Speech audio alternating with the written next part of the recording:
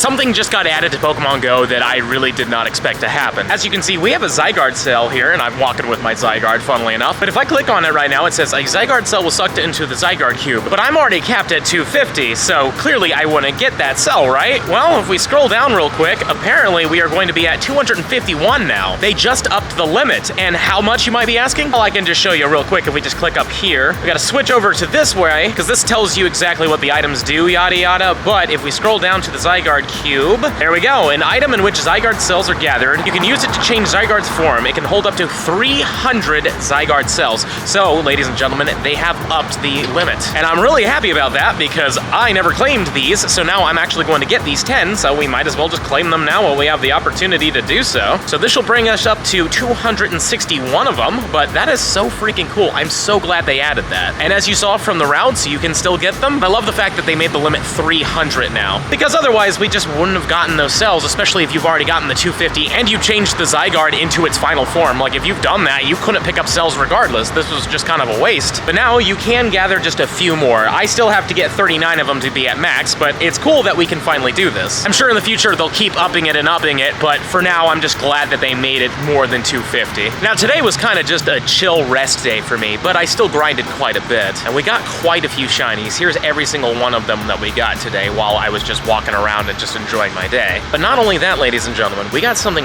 really freaking cool that I'm gonna show you, so let me take you there. Hello, people of the future. JT of the past. I haven't done this in a little while, but this is why. We just got a Hundo Dynamax Zapdos. The downside is I only have 10 balls to catch this with, so we'll see if I can actually do it. Hopefully it doesn't get away, but whatever. I mean, that's a terrible throw, but I really hope we catch this thing.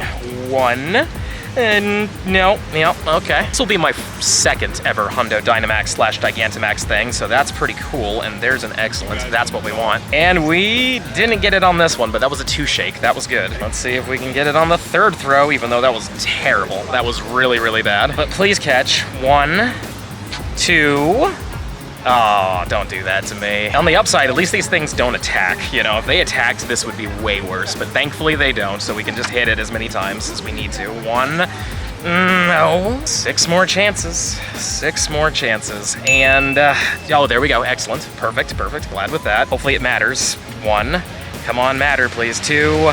There we go. We got it. I was a little worried, you know what I mean? But we did get it. We did freaking get it. And it's super cool to get it, you know what I mean? Like, getting a Hundo Dynamax, like, it's still a useful Pokemon, and we can use it in Dynamax. So let's just favorite that. And I might max it in a little later, but I don't really need it right now. So yeah, a Hundo Dynamax Zapdos. Again, not gonna power it up all the way right now though, but it would become a 3987 plus with the max moves and everything. This is really cool, but the downside to this is now we have 2 Hundo electric types for when it comes down to these Dynamaxes and Gigantamaxes. I was hoping to get another Hundo that wasn't the same typing, but it's still really cool to have 2 of them now. I have not had very good luck with these, minus the fact that obviously this has a background card and it's a Gigantamax, but you know what I'm trying to say. I've done a ton of these by now, and these are the only 2 I have that are Hundos to show for it. And I know some people that have like 5+ of these Hundos, but at least they're cool ones. I mean, there's a Legendary and a Gigantamax, and it has a background. Love it.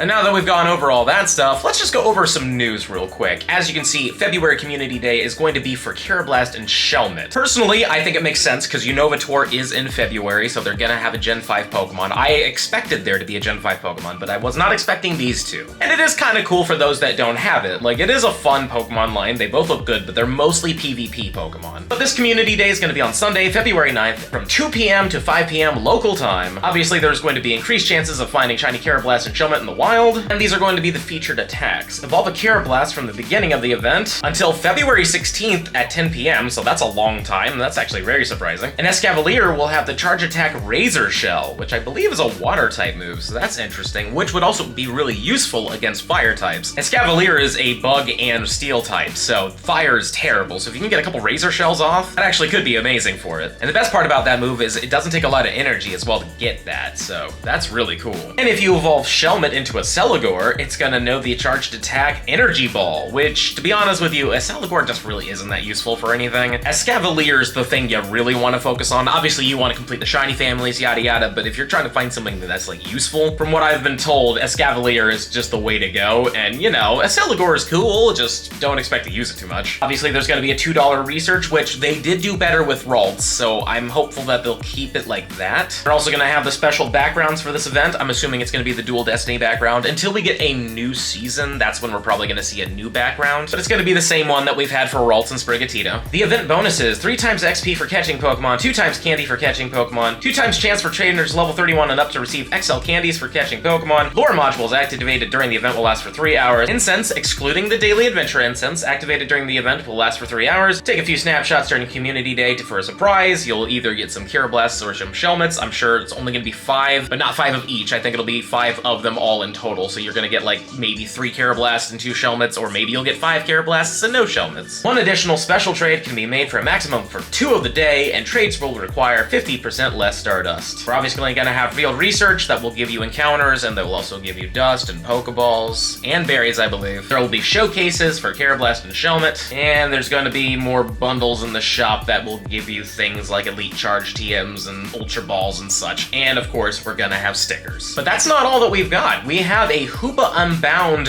Raid Day, which is really cool, because these used to be locked exclusively into Elite Raids, which we haven't seen in a little while. From Saturday, February 15th from 2 to 5 p.m. local time, Hoopa Unbound will appear more frequently in 5-star raids. You'll get 5 free raid passes for spending Pokestops or gyms, and you'll also be able to do 20 remote raids from Friday to Saturday. So that's 40 remote raids in total for this thing, and I would say it is pretty useful. This one specifically is a Psychic and Dark type Pokemon, which means the best thing to use against it would be Bug types. Bug is 4 times effective, but you could also use Fairy, you could also still use Dark, though it would be neutral. But also something to note is that Hoopa Unbound is a very, very powerful Pokemon. The downside is it won't be Shiny eligible during this time, but that makes sense. This is a mythical, and I'm sure they're waiting until Kalos Tour to give us Shiny Hoopa. If you buy the $5 ticket, you'll get 15 raid passes for the day, which is great, an increased chance to get rare XL candy from raids, 50% more XP from raid battles, and 2 times Stardust for raid battles. The bonuses really should only be live from 2 p.m. to 5 p.m. Looks like there's going to be a Hoopa Unbound Raid Day Ultra Ticket box available for $4.99, which includes both an event ticket and a bonus premium battle pass at no additional cost. Yeah, all in all, pretty cool that we're getting some new stuff. I mean, the Hoopa is really cool. It's very useful, it's a really good Psychic type. Obviously, Mewtwo is better, but this is a fun mythical, and it is worth raiding it. Plus, obviously, the rare candies and the rare XL candies you get from the raids will be very good for you as well. All in all,